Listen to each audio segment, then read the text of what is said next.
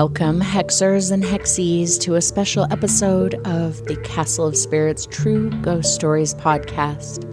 I am your ghost keeper, Jane.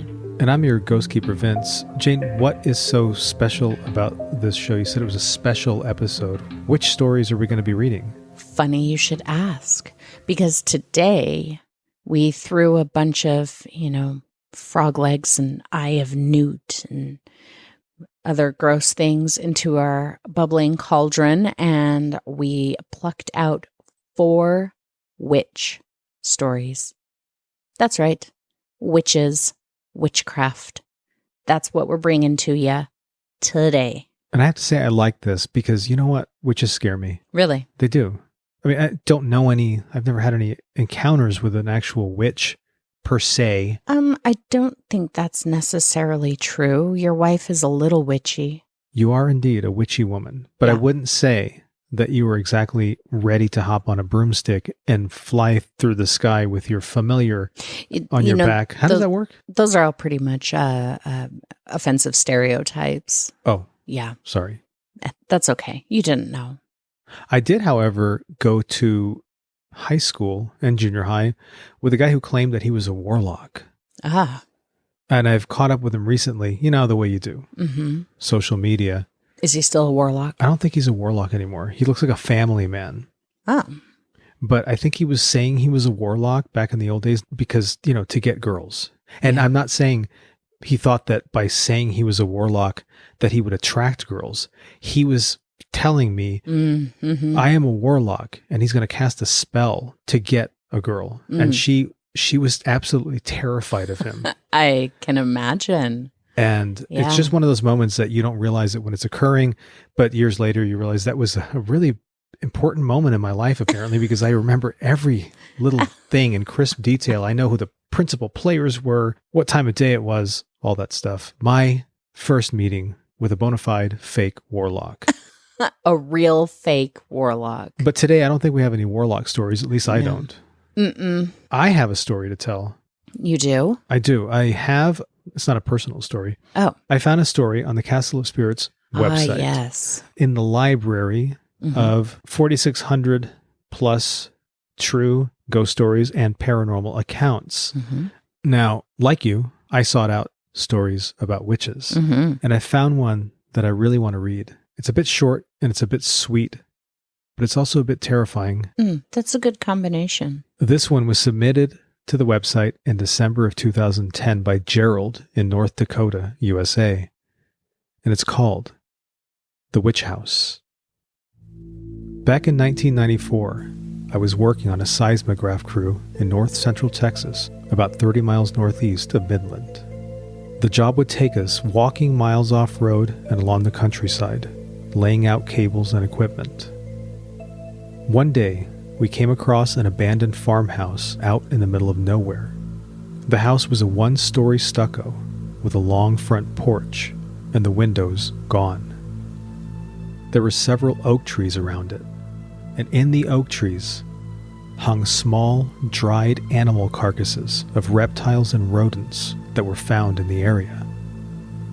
But the strangest thing were the paintings that covered the house, drawings, graffiti of strange symbols and writings that I did not recognize or understand and have never seen before. Even though we could see its hallways and doors, none of us would dare to go in.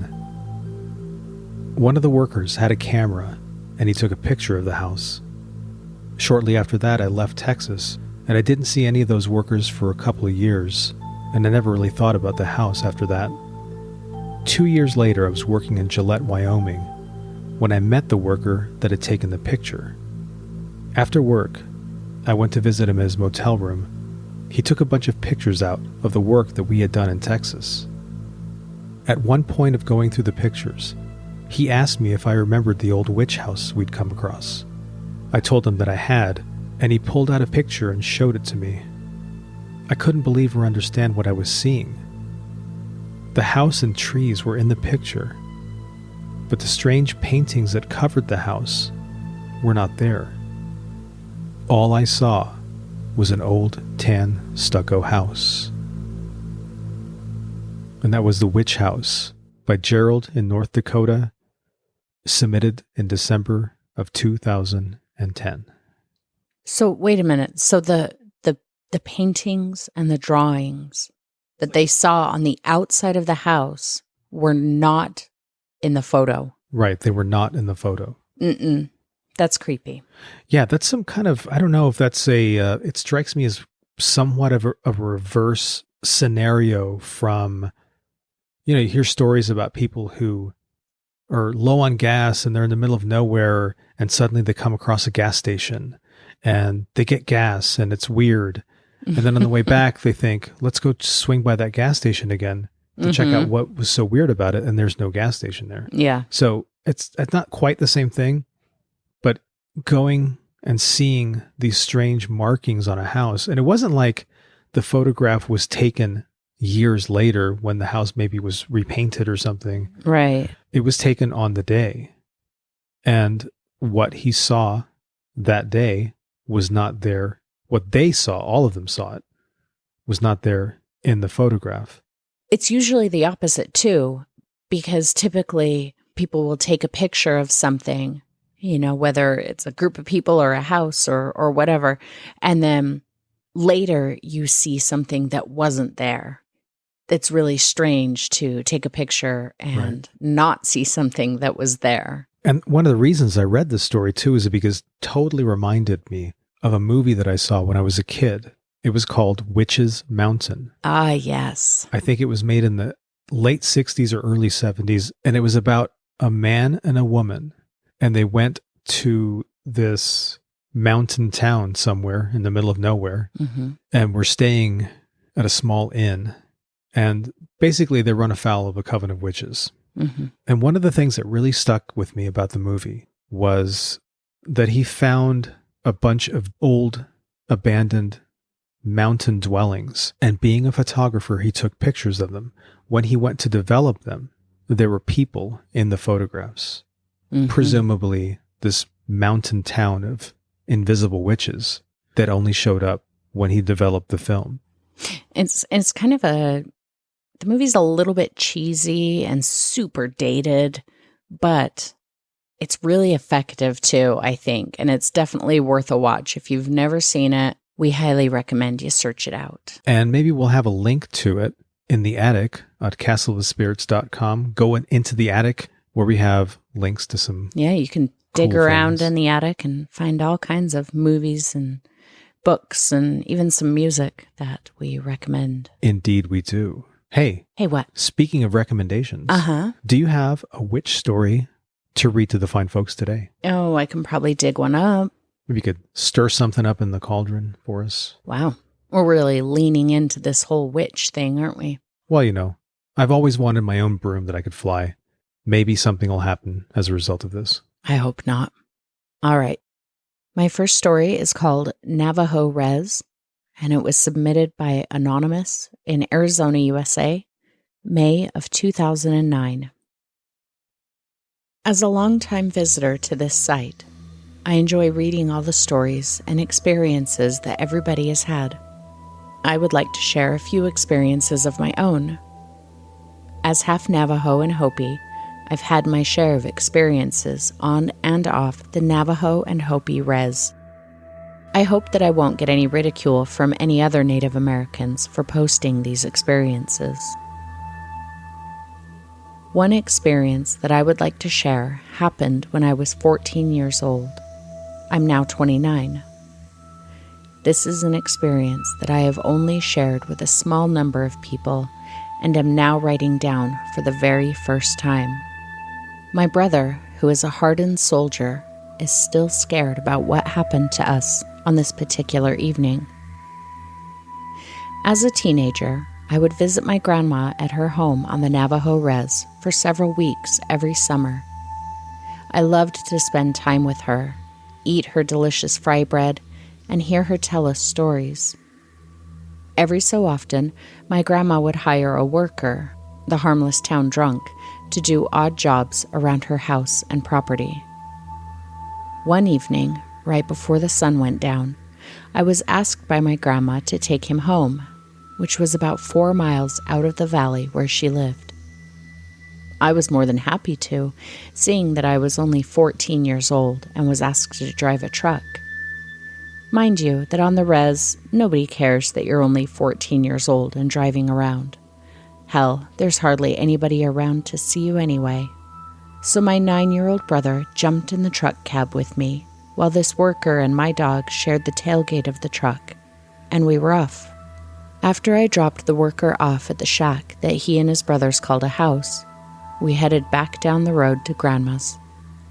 As I mentioned before, it was evening, and the sky was a deep red as the sun began to set behind us. We were leaving a nice dust trail from the dirt road, and the radio was playing music from the only radio station that could be picked up from the nearest town of Holbrook, Arizona. There was nothing unusual, nothing weird. It was at this time that my eye caught movement of something in the bushes a little up the road to the right of us. I remember slowing down, thinking that it was one of the many free-roaming sheep in the area that would dart out in front of the truck. As I passed where I thought I saw it, I sped up, thinking nothing else of it. Then, out of nowhere, I just felt this dark feeling of fear and dread. I had no idea why I was feeling this way, but I definitely felt that something was wrong. As I play this memory back in my mind, there are only a few clear memories that I have of that evening. I clearly remember looking in my rearview mirror and seeing the dark silhouette of something very tall and very skinny that seemed to be covered with some kind of hair or fur running behind the truck. I remember my brother crying and my dog barking ferociously at whatever was chasing us. I remember speeding very fast and shaking violently as the truck bounced on the washboard dirt road. I distinctly remember that this thing was only getting closer as my brother cried, "It's coming up on your side." I remember being scared as hell and thinking that I didn't want to die. At the moment that I thought would be our last, I remember speeding around a bend in the road and seeing a car coming towards us in the opposite direction. At that moment, I felt instant relief and that whatever was following us was gone. Shaken up but alive, we made it to Grandma's house, wondering what the hell had just happened. As we told my grandma about our experience, she didn't seem too surprised, which surprised us. She continued by repeating stories that we had already heard at one point or another about black magic, witches, and something that the Navajos call Yinadlushi, or skinwalkers. Without going too deep into explanation, I'll just say that they are evil men and spirits that use black magic for evil doing. I tell you that, as far-fetched as it may sound, they are real. I believe that if God and his greatness are real, the devil is equally as real, and also has his ways of showing himself. Thank you again to Anonymous in Arizona, USA, for submitting Navajo Res in May of 2009. And I don't know, first of all, that's not entirely a witch story, but I see the connection there because he talks about black magic. Mm-hmm. A witch does not necessarily have to be, again, somebody who's spinning something in a cauldron. But I think anybody who's doing black magic is probably a witch of some sort. Right. I don't know what I think or feel about the skinwalker thing, Mm-hmm. but that was one hell of a scary story. I like the skinwalker legends. I think that they're terrifying. I don't not believe in them. Well, I'm not exactly going to take any chances and say, I don't believe you. Come show yourself, because with my luck, You'll get definitive proof that skinwalkers exist. Right. So let's just say I have you don't want that. I have respect for the legends. Mm-hmm. I don't want to mess with them. Mm-hmm. So let's leave it at that. Yeah. We actually have quite a fair number of skinwalker stories on the website. Maybe we can do a skinwalker episode sometime. We have quite a bunch of stories on the website. Yes. 4,600 and growing, as a matter of fact. And one of those stories is one I'd like to read next. I would love to hear it. I have one that was submitted by Anonymous in USA in December of 2003, and it's called Morrow Road. Near the city of Algonac, Michigan, in the country, there is an old dirt road called Morrow Road. There are many, many stories of people's encounters with frightening figures throughout the years. This story took place back in the 1800s. It's about a young woman who searched frantically for her baby who had somehow wandered off one cold winter night. She never found it, and she became lost in the woods and froze to death. There have been reports of people seeing a glowing woman walking along the side of the road. Others claim they have heard a baby crying out in the woods late at night. Neon green orbs that float through the woods and onto the road and chase people's cars off before vanishing. Inhuman screams in the woods, and people's cars breaking down for no reason. The legend is that if you park on the old bridge late at night and honk your horn, the woman will appear to see if you have her baby. The area is also known as an Indian burial ground, which may also be the cause of the hauntings. My own experience was as scary as hell. It was the winter of 1993, and I was with some friends one Friday night. We drove out there at about 12:30. We stopped on the bridge and got out. It was very dark, so my friend tried to light a fire. After he had a small campfire burning on the bridge, it started rising and it got about 4 feet tall, when suddenly a woman's face appeared in the flames. Her eyes, nose, and mouth were large black spots that remained motionless as the fire burned around it. It was definitely a woman's face, and she looked very angry. I screamed, and suddenly the fire blew right out. There was not the slightest gust of wind that night, and needless to say, we all freaked out. We could barely see the car and tried to find the door handles. We had an overwhelming feeling that something was watching us. A horrifying, deep breathing sound was coming from the woods next to us. It sounded like a Bigfoot standing a few feet into the woods, breathing. I was almost crying, I was so scared. And we finally got the doors open and got in the car.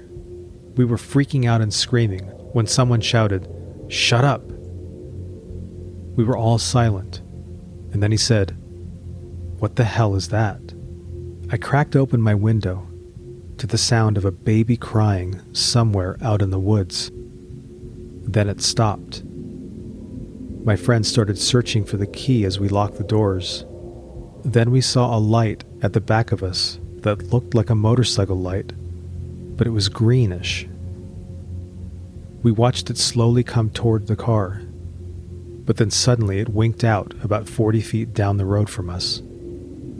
We started the car and took off, and I haven't been out there since. After seeing the Blair Witch Project years later, I was stunned at how similar our experience was. There are now houses being built out there, and people are saying the ghosts are finally moving on. And that was called Morrow Road, submitted anonymously in the USA in December of 2003. I have a question. Yes. Why would you build a fire on a bridge? Please don't don't know. build campfires on bridges. It must be disused. It must be, but that's a good way to no longer have a bridge. Well, I mean, what was it made of? Maybe it was an iron bridge. Maybe. Maybe. Either way, not a traditional witch story. Mm-hmm. But I think that, the stories of mothers who lose a child and then, because of that, they lose themselves, whether it's to madness or, the elements while they're searching for the child. Those stories always seem to kind of get aligned with witches. Don't you think? Like, I feel like La Llorona is another one it's technically a ghost story, but it's very much witch adjacent. It is. And it having almost or somewhat mirrored the events of the Blair Witch Project, which was still 6 or 7 years away. Mm-hmm. I find that very interesting. But also the thought of a baby crying, hearing a baby crying where there's not supposed to be a baby. Hearing a baby crying just in general is disturbing just in enough. general. But if you're out in the woods But somewhere, in the middle of the woods, yeah, it's like that scene in Blair Witch Project. Right. There's no baby out there. It's a terrifying thing. You don't want to hear a baby crying where there's not supposed to be a baby crying. We heard a baby crying on the Queen Mary, didn't we?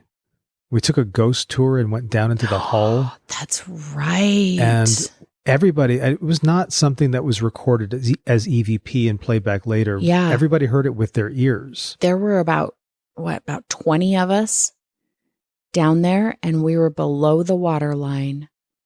I want to say we were 2 or 3 stories below, like all the rooms and everything.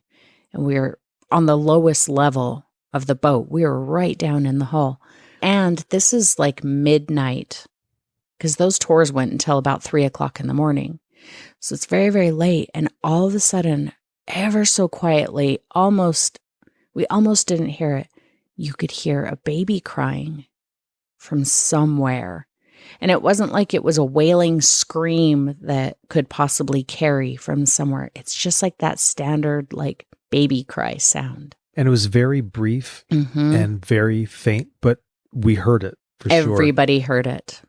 Yeah, that was scary. Well, and what was interesting about it to me was the fact that it really wasn't scary. We just sort of said, "Oh, did you hear that?" I thought it was kind of scary. It was more interesting than it was scary. Yeah, and it was both. It caused me a lot of moments of contemplation. Really? Well, because you have to ask yourself, what if that place is haunted? Mm-hmm. Why is it being haunted by a baby? Well, I mean, thousands of people have come and gone from that place.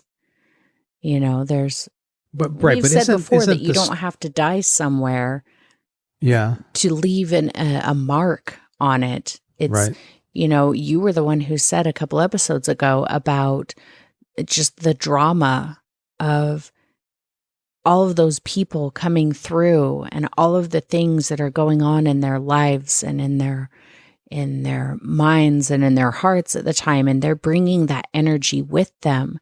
And it's possible that they leave some of that energy there with them too. It doesn't necessarily mean that like a baby died down in the hull of the Queen Mary, you know. I find that hard to believe, though there were a bunch of sailors who did die down there, but I don't think any of them were infants.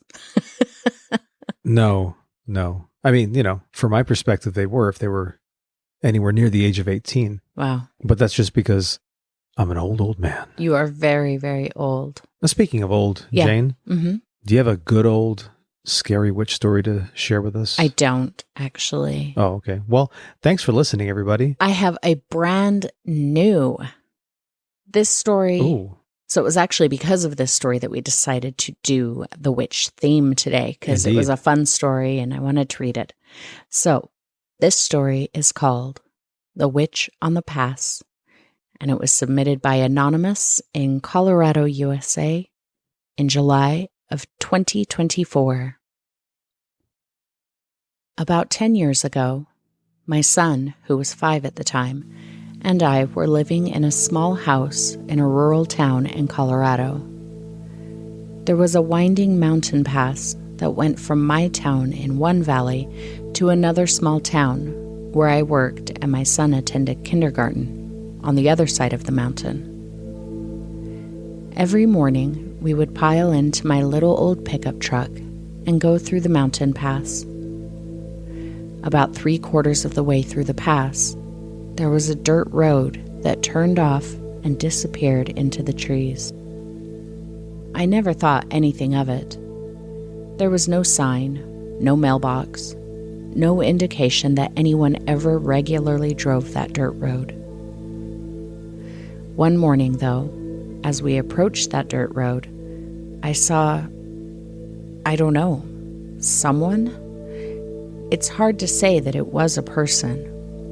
It was a shape that appeared to be roughly the dimensions of a person, but a person completely covered in blankets or something like that. I still can't make sense of what I saw. I kind of slowed when I saw it, more out of habit, as deer and sometimes free-roaming sheep and cows will step onto the road. As we drew near, I could see that the figure appeared to be pointing at me, and it turned to watch as we drove past. I was really freaked out, but I wasn't sure why. My son, thankfully, didn't see it, so I let it go. At work that day, I couldn't shake the unease from the experience, and I told a coworker about what had happened. He nodded slowly, but didn't seem terribly surprised. When I was done, he said, "Sounds like you saw the witch." I laughed at him because I thought he was trying to be funny, but his words also made me feel sick with fright. He then went on to tell me that there's a little house at the end of that dirt road, and that when he was a kid, all kinds of stories went around about the witch that lived in that house and how she kidnapped kids. I really laughed at that because it was so ridiculous and an obvious story made up by children. After work, I picked up my son from the babysitter's house and we headed towards the mountain pass to go home. Being that it was November, it was already getting dark, so I wanted to hurry and get through the pass as quickly as possible. I had kind of forgotten about what happened earlier that day until I saw the dirt road. I immediately got goosebumps, but I was relieved to see there was no one or nothing standing there. A mile or so down the road, though, my son asked me, "Mom, who's that?" I asked who he meant, and he pointed at the side view mirror. I turned my head to look in the bed of the truck, and there she was, sitting in the bed of my truck with her back pressed to the wheel well. She was bundled up in blankets, but her face was uncovered. I really couldn't see any features of her face because it was too dark, but I could tell she was looking at me. I looked forward again, trying to get control of my heart rate and wondering what to do. Did I just keep driving and deal with it at home?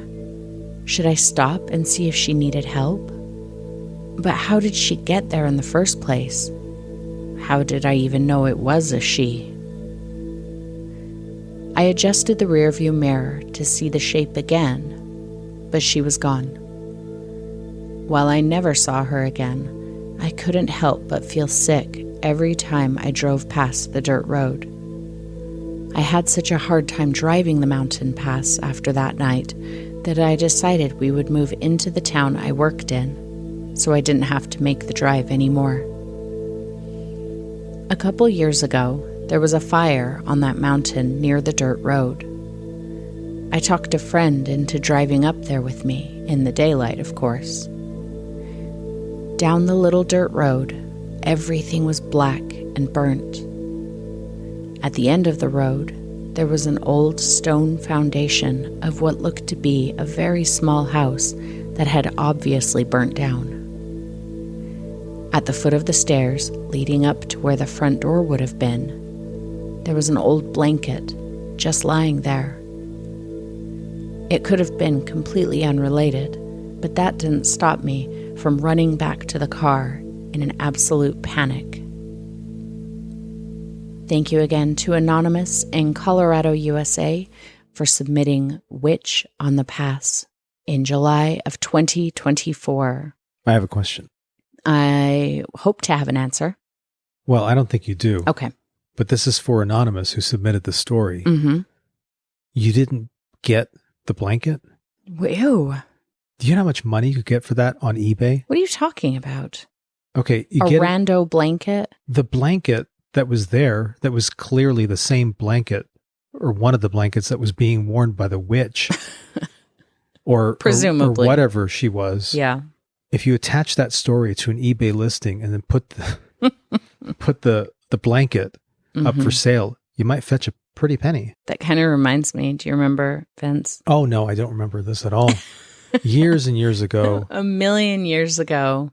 We actually, back when eBay was safe to use, we actually, well, why don't you tell the story? I will tell the story. We sold, it was a piece of wrapping paper with tape on it. It was just a piece of ripped wrapping paper left over from Christmas that had a piece of tape on it. And we thought it would be hilarious to put it up for auction on eBay. And we actually had a little bit of a bidding war for a minute. Yeah, it got up to like $4 at one point. Yeah, I can't remember how much it sold for, but it did actually sell. It wasn't for a crazy amount of money. And we mailed it off. And then the person who bought it, like, had it framed and presented it like as an award to someone at work. No, what it was they framed it and gave it to somebody as a gift. And inside the frame was some sort of a platitude that said something like "never give up" or "anything is possible." And it also had the listing, a printout of the listing of the eBay auction. That's right. And this final selling price. And I'm assuming that they sent this to, or they gave this to the person. Maybe that person wanted to have a business on eBay and was afraid that nothing would sell. And they said, look, anything would sell. Right. Maybe. I remember though, we were getting a lot of messages about it. This one guy messaged and he asked something about, is the tape high quality? Like, he was clearly playing along. And I said something like, are you kidding? This, if you notice, it's hanging on the wall by the tape. This is a piece of Christmas wrapping paper. Christmas was 3 months ago, and this tape is still going strong. And his response was, you're right. I'm going to bid right now. And he did. Oh, I miss the early days of the internet. I know. Nowadays you can't get away with something like that. No. You can't. I don't think you can sell anything on eBay that doesn't have an ISBN or some sort of a barcode. No, you can. I used to sell like bootleg CDs. Yeah, that were misspelled. I came across a bootleg copy of an album by the 80s group Vicious Pink. Yeah. Very rare stuff. Seriously rare. That wasn't available on CD. It wasn't available at all back then. And so, I made a bunch of pirated copies and sold them. I was selling them for like $35 a pop. Yeah. And the thing was that I wasn't saying, oh, look, this is a collector's edition. It was just people wanting People wanted the music. It wasn't available. That was long before file sharing. Well, it was before the advent of like Pandora, Spotify, those kinds of things. And it was in the early days of things like Morpheus, and what was the original one called? Napster, that's right. But the funny thing about that is you had been selling that CD for a couple of months, and then one day realized that those CDs did not say Vicious Pink. They said Viscous Pink. Yeah. The editor and the writer, the stickler for all things to be properly spelled, was not paying attention that day. I spelled vicious, Viscious. Wow, Vince. Good job. Thank you. Yeah. And it sounds as if my job is not quite done. Oh? You hear that music? Yeah. The music coming down the hall means that it's time to feed the ghosts. They're hungry. They'll riot if we're not fast with the food. And this week is my turn. So while I go and don my Ghostbusters attire and get out the ectoplasm soup, I want to thank everybody for listening to the Castle of Spirits True Ghost Stories podcast. We're here every week. Every single week. And we're ramping up. Part. We're very excited this year about Halloween. Oh, yes. Because we were just at, what would you call it, at home? That's not a furniture store. It's like a home decor store. A home decor store. And we walk in, and it was 350 degrees outside. Yeah. In the middle of summer, we walk in. What do we see? Halloween. Wonderful Halloween stuff. So much Halloween. I took pictures and I posted it onto our socials on Instagram and Facebook at Castle of Spirits. Go check it out. Follow us there. And let us know what you think of the show by sending us an email, reaching out, going to castleofspirits.com. And if you have a ghost story to tell, share your ghost story with us there. Do it. You can call us. Nobody wants to call us, though. We always beg for people to call us. Nobody ever calls us. Well, one day we're going to get a call. One day we did get a call, actually, but they hung up. Could have been a ghost. We have your phone number, though. You who hung up. We're waiting. We're waiting to see if you call back. We should have called back. We should have said hello. I know. This is a Castle of Spirits. I know, huh? Did you just call? So here's the thing. If you call our phone number and then you just hang up, we're going to call you back. Okay, no. Don't scare these poor people. Oh. Well, one of the ghosts. You'll get a call back from a ghost. No, I'm just kidding. We're not going to do that. We're not going to harass you. But please leave us a message because that would be cool. And remember, if you like this show, tell a friend. And if you hate it, tell 2 enemies. And hopefully, you will set in motion a chain of events that will result in an apocalyptic eruption of ghost sightings all over the world. It's terrifying. Yeah, but sounds fun.